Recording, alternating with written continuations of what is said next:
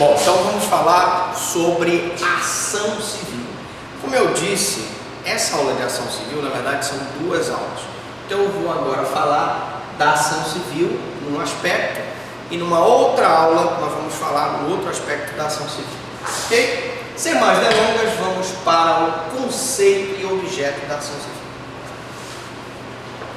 Conceito e objeto da ação civil.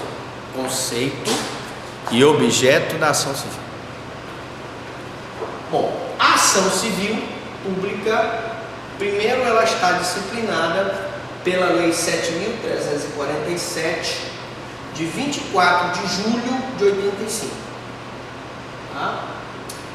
E é um instrumento processual adequado para reprimir ou impedir danos. Aí vamos lá. Lei dela, 7.347 de 85, 734785, reprimir ou impedir danos. Primeiro, meio ambiente, consumidor, bens e direitos de valor artístico, estético, histórico, turístico, paisagístico, protegendo assim os interesses difusos da sociedade. Vamos lá. Proteção ao meio ambiente. Eu posso entrar com uma ação civil pública? No nosso livro A Voz da Cidadania, Ações de Defesa dos Direitos Difusos e Coletivos, nós temos vários exemplos de ações civis públicas na área do meio ambiente. Uma, por exemplo, que eu me lembro agora, foi de uma ação civil que nós entramos contra um fazendeiro de Portel que estava providenciando um desmatamento de várias toras de madeira de lei na floresta amazônica lá em Portel. Danos ao consumidor. Nós ingressamos com uma ação civil pública contra a Rede Celpa por cobrança irregular de taxas na conta de luz. Professor, Bens e... Diga. desculpa, quando tu falas ao consumidor, mas assim, são vários consumidores que estão procurando estão nessa mesma situação, daí você gente uma ação, mas aí coloca todo mundo nessa mesma ação? O que acontece? O Ministério Público ele tem legitimidade para entrar com uma ação em favor de bens e interesses difusos e coletivos. Então o que se questiona hoje é que o Ministério Público não tem legitimidade para defender um interesse individual, que não seja um interesse individual difuso, em que, por exemplo, eu posso defender como promotor de justiça um interesse individual? Posso. Se for, por exemplo, uma criança que está sem medicamento e eu, como promotor da infância, entro com uma ação civil pública para conseguir o medicamento para aquela criança. É um interesse individual, mas que eu estou defendendo, na verdade, o interesse da infância e juventude. Tá? Agora, em linhas gerais, o Ministério Público ele faz atuação para a defesa de interesses difusos da sociedade. Então, é um conjunto de pessoas. Quando eu digo difuso, é um número indeterminado de pessoas que vai ser beneficiado com aquela ação civil pública. Se tu entras com uma ação contra o governo do Estado para forçar que todos os certames licitatórios não haja dispensa nos certames licitatórios, eu vou ter um interesse difuso da sociedade, porque é um número indeterminado de pessoas que vão ser beneficiadas com isso. Então, partimos do pressuposto que o Ministério Público, a princípio, só deve entrar em defesa de interesses coletivos, até porque se for um interesse individual, a pessoa contrata um advogado e entra com a ação. Mas o Ministério Público pode excepcionalmente entrar em favor de uma criança que precisa de um medicamento, em favor de uma criança que precisa de uma cirurgia, em favor de um idoso que precisa de uma prótese. Por exemplo, assim, uma criança que precisa de medicamento, o Ministério Público só vai saber disso porque o pai procurou o Ministério Público. Exatamente. Por que assim, o Ministério Público não figura, sei lá, acompanhando o pai? Seria o... Não. O Ministério Público, na verdade, ele defende interesse alheio como próprio. A partir do momento que aquela criança precisa ser operada, se não for operada vai morrer, eu posso entrar com ação civil pública com pedido de liminar para que o juiz me conceda uma tutela para que ela seja operada. Não é o caso do pai entrar comigo, lógico que eu só recebo essa informação quando o pai me chega e me pergunta, mas eu preciso entrar com uma ação em nome do Ministério Público. O Ministério Público, ele age em nome da sociedade, ele funciona como defensor da sociedade. Bom, e é bom salientar que quando houver um interesse individual, a Defensoria Pública, se a pessoa for pobre no sentido da lei, pode entrar em favor daquela pessoa individualmente, ou um advogado constituído. Tá? Então, bens de valores artísticos, estéticos, né? Estético que eu digo, dano estético aqui, por exemplo, nós temos ali aquela, não sei se você sabe, há muitos anos atrás, ali onde é o Banco Central, eram casas de estilo português. Na hora que foi feito aquele prédio do Banco Central, com estilo mais neoclássico, né? Ele desvirtuou aquele conjunto arquitetônico ali do Ver-o-Peso. Então aí houve um dano estético. O certo era uma ação civil pública contra, primeiro, o Banco Central, por conta dele ter demolido as casas, que eram patrimônio histórico, e segundo, pelo dano estético. Ficou um conjunto de casas antigas, portuguesas, com um prédio enorme no Banco Central no meio, com dano estético. Mesmo caso seja de grande hotel, tem lugar que Sim. Sim. Mesma situação. Mesma situação. Muitos empreendimentos imobiliários que causaram dano estético ao conjunto arquitetônico. História, turístico, paisagístico, protegendo então os interesses difusos. Não se presta a ação civil a amparar direitos individuais. Olha, a gente estava falando sobre isso. Nem se destina a reparação de prejuízos causados por particulares pela conduta comissiva ou omissiva do réu. Então eu não posso mover uma ação civil para amparar direito individual, nem eu posso pedir reparação de prejuízos causados por particulares. Tá? Eu vou entrar com ação civil contra uma entidade pública, não contra o particular. Eventualmente o particular vai figurar na ação civil pública como beneficiário, porque vocês vão de convir, se eu dispenso a licitação, a empresa que ganhou a licitação é beneficiada. Se eu dispenso a realização de concurso público, a pessoa que entrou na administração pública sem concurso é beneficiada, ela está recebendo. Mas eu entrar diretamente contra o particular, não. Legitimação das partes e poderes do MP.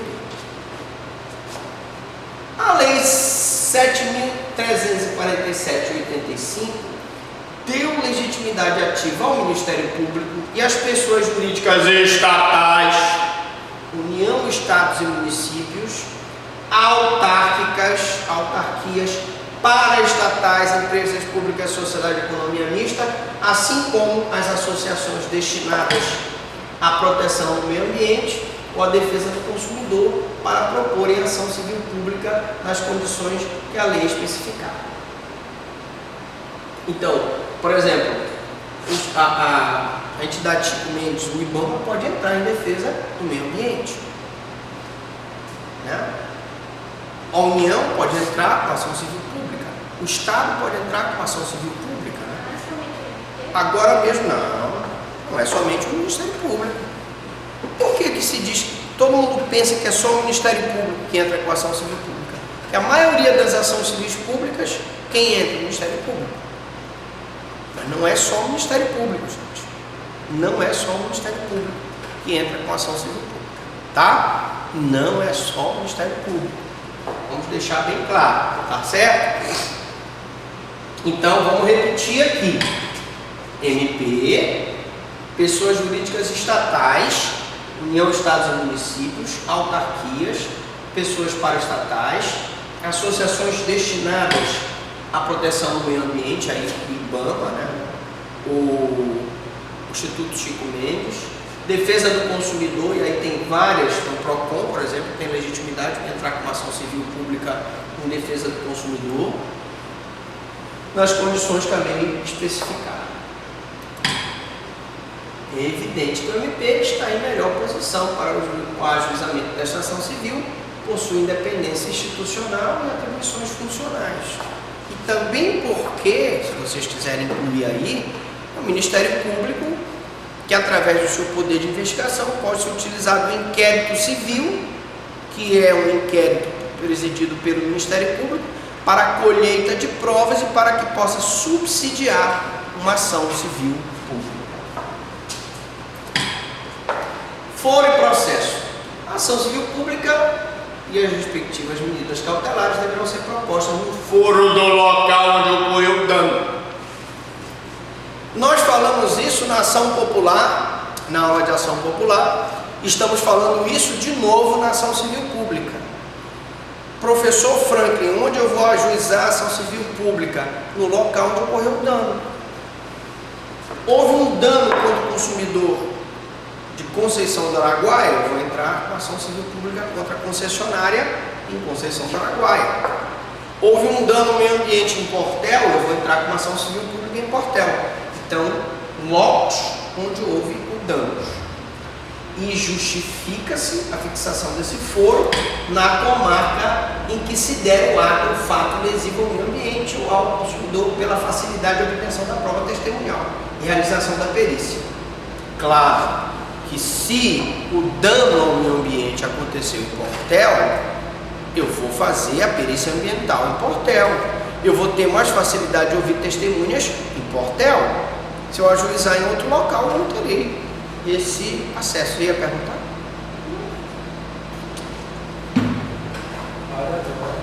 Fale agora, ou se cale para sempre. Bom, e claro, a realização de perícia que forem necessárias à comprovação do dano. Por exemplo, um desmatamento, eu preciso fazer uma perícia ambiental, saber quanto foi desmatado efetivamente. Tá? Uma fábrica que está poluindo um rio, tem que saber a extensão do prejuízo. Isso. Nós tivemos uma ação aqui interessante, né? Aqui pertinho nós temos uma árvore que fica, os periquitos dormem nessa árvore, chega às 6 horas da tarde, aquele barulho, né? E aí se questionou através de uma ação civil pública se os fogos da festa de Nazaré prejudicariam esses periquitos, matariam. E foi feita uma perícia ambiental que comprova-se que os fogos, os periquitos se assustam, saem durante a noite num voo cego e acabam morrendo por conta, alguns até morrem por conta disso, se machucam, etc. Então o Ministério Público moveu uma ação civil para evitar a queima de fogos perto do local onde moram os periquitos. Defesa do meio ambiente é verdade, é verdade. E isso aconteceu. Acho que vocês tomaram conhecimento, não? Muito bem, então aqui eu tive aqui uma comprovação do dano. Se, porém, a União, suas autarquias e empresas públicas forem interessadas na condição de autoras, RES, assistentes ou oponentes, né, a causa ocorrerá perante os juízes federais. E o foro será do Distrito Federal ou da capital do Estado, como determina a Constituição da República Federativa do Brasil. E lógico, né?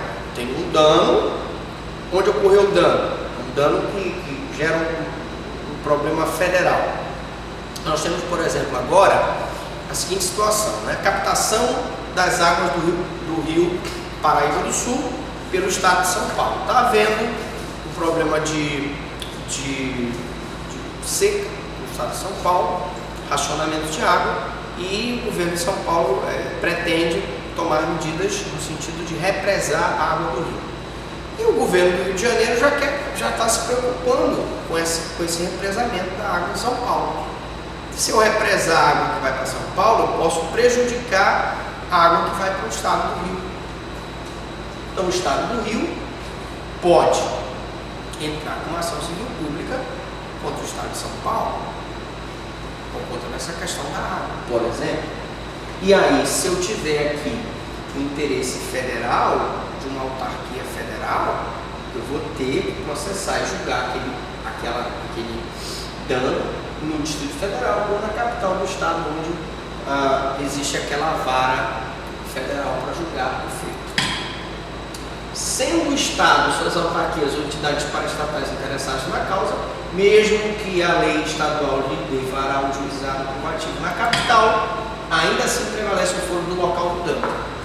Então, o Estado, eu tenho uma demanda em Marabá, eu tenho uma demanda em, deixa eu ver, Tianguá, eu tenho uma demanda em Jaboatão dos Guararapes, não vai ser julgado em Recife. Vai ser julgado em Jaboatão dos Guararapes, que lá foi onde ocorreu o dano. Por exemplo, imaginemos que eu tivesse uma ação civil pública ambiental que questiona a questão do porto do Suape, né? Você sabe que depois que construíram um porto lá em Pernambuco, destruíram os manguezais e, consequentemente, os tubarões começaram a atacar lá no Recife. Eu penso que já deve ter alguma ação civil. Por amor ao debate, vamos dizer que não houvesse, que entrasse uma ação civil pública para questionar essa devastação do manguezal. Ora, eu vou entrar com ação civil pública no local do dano. Não seria no caso de uma legislação estadual que regula aquela situação, não seria em Recife, seria no local do dano, tá? Então, a única exceção no caso é se for no interesse da União. Mas mesmo no interesse da União, embora eu tenha dito aqui no slide que era Distrito Federal e capitais dos estados, existem locais que não são capitais e que têm vara privativa da Justiça Federal, por exemplo, Santarém, Marabá, tem outros estados aí, nós temos aí Uberaba, Uberlândia, São Paulo, eu tenho várias varas da Justiça Federal, né? Cascavel, no Paraná, e etc. Tem varas da Justiça Federal espalhadas por todo o local, então só tem um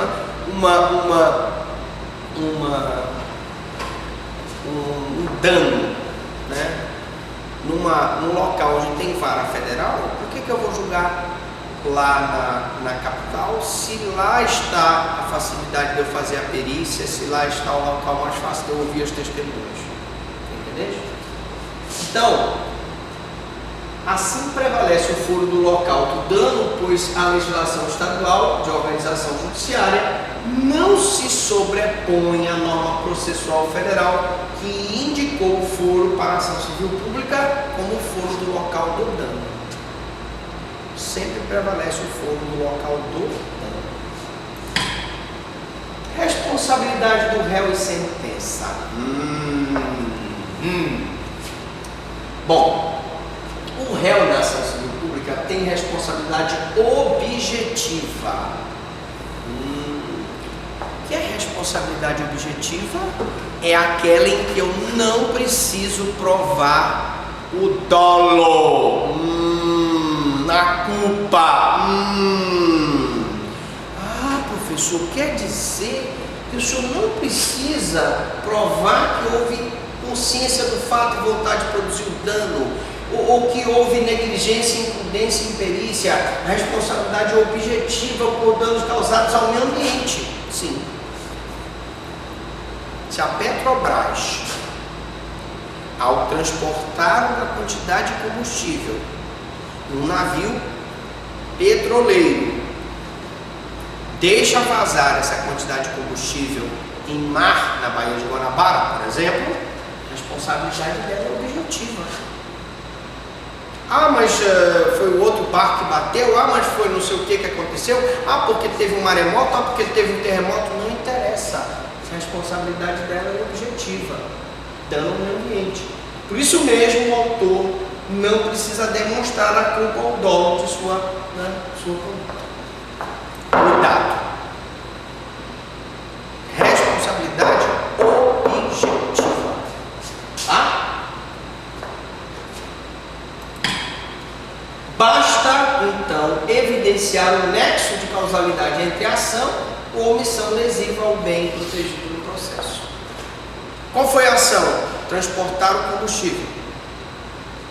Qual foi o bem protegido no processo? A Baía de Guanabara. Como é que um navio petroleiro vai jogar não sei quantos mil litros de óleo naquela baía e já está contaminada? Responsabilidade objetiva. Essa responsabilidade objetiva provém da Lei 6938 de 81, que ao dispor sobre a Política Nacional do Meio Ambiente estabeleceu expressamente que é o poluidor obrigado, independentemente de existência de culpa. Quando ela diz é o poluidor obrigado, independentemente da existência de culpa, ele está estipulando a responsabilidade objetiva. A indenizar ou reparar os danos causados ao meio ambiente e a terceiros afetados por sua atividade. Então, danos ao meio ambiente através de ação civil pública, ele está, o poluidor não precisa se provar a culpa do poluidor.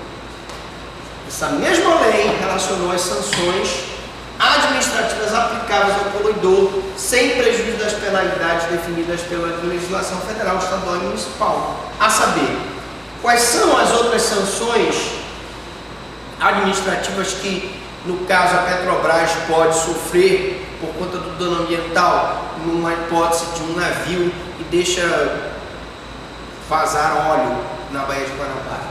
Multa simples ou diária, as multas são pesadíssimas, de milhões, perda ou restrição de incentivos, ela vai perder incentivo fiscal ou ser restringido, benefícios fiscais concedidos pelo poder público, perda ou suspensão de participação em linha de financiamento em estabelecimentos oficiais de crédito, ela perde aquele financiamento do BNDES, Banco Nacional de Desenvolvimento Social.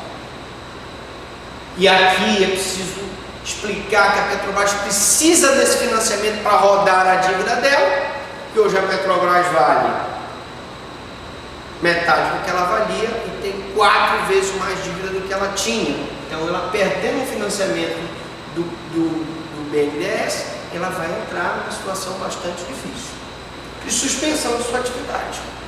Multa pesada, mas a suspensão de atividade é muito pior, porque ela fica sem poder exercer a sua atividade. Ação civil pública no mercado de capitais.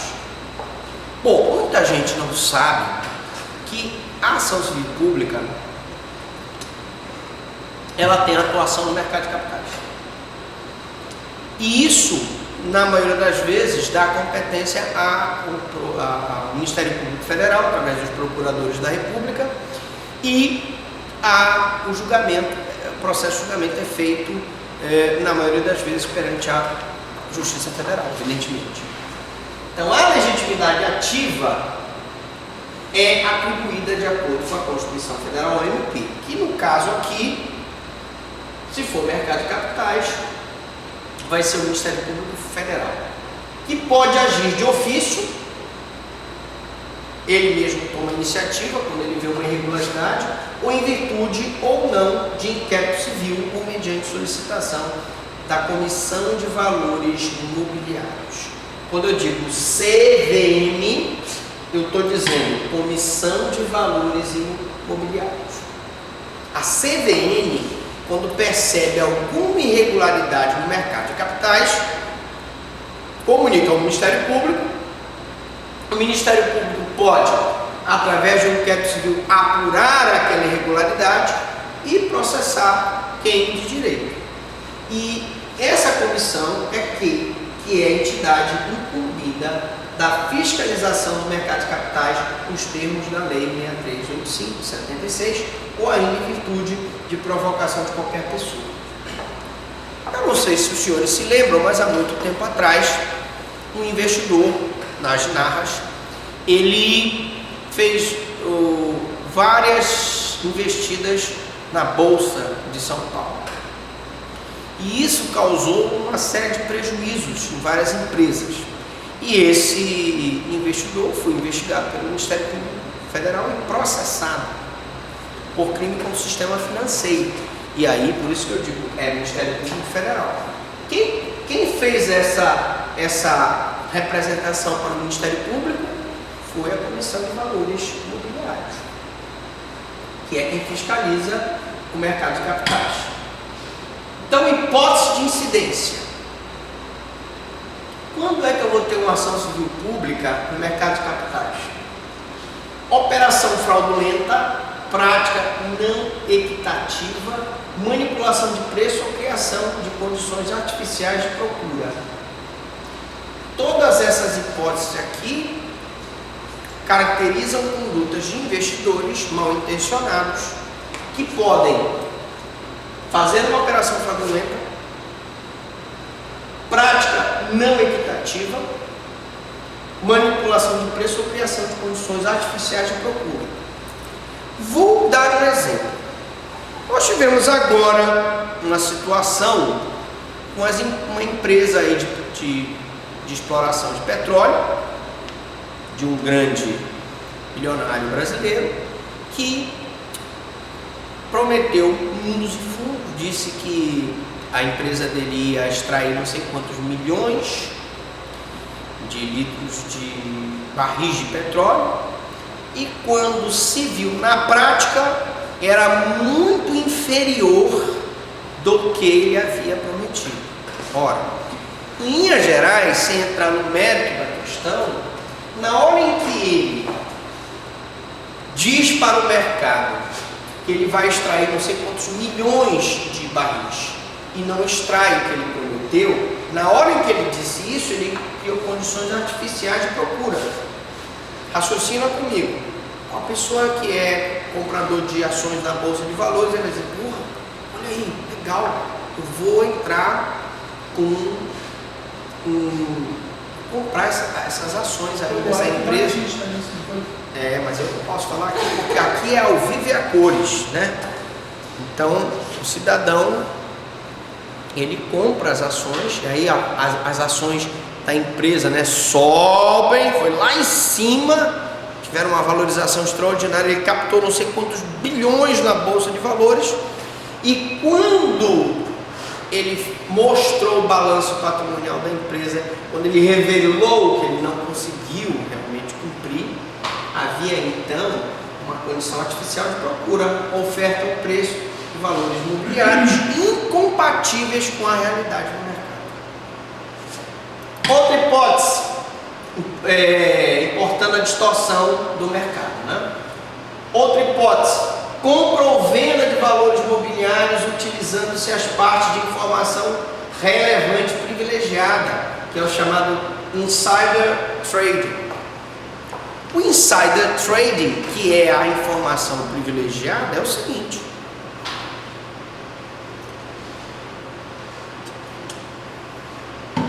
se você souber antecipadamente que vai ter uma geada nos Estados Unidos e vai afetar a produção de laranja nas empresas americanas, você vem, tira o dinheiro de lá, você é um grande investidor, e investe em todas as empresas de produção de laranja aqui no Brasil.